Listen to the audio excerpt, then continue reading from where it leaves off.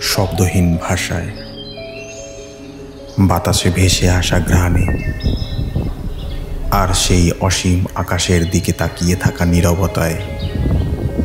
একটা জায়গা যেখানে সকাল মানে কুয়াশা আর গরম চায়ের ধোয়া, রাত মানে আগুনের চারপাশে অচেনা মানুষের চেনা গল্প।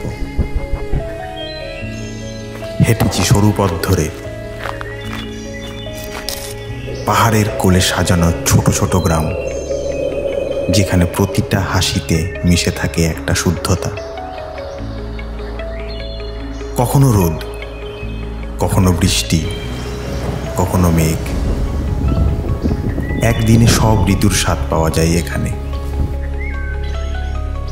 দিনে পাহাড় চমকে দেয় তার আলোয়, রাতে আকাশ মুগ্ধ করে দেয় তারার ভিড়ে।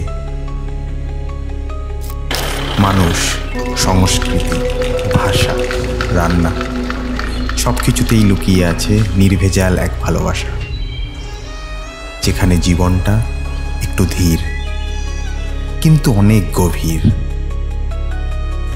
এই জায়গা আমাকে বদলে দিয়েছে।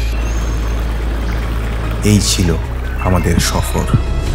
না, এ শুধু ট্রিপ ছিল না, এ ছিল এক আত্মার যাত্রা।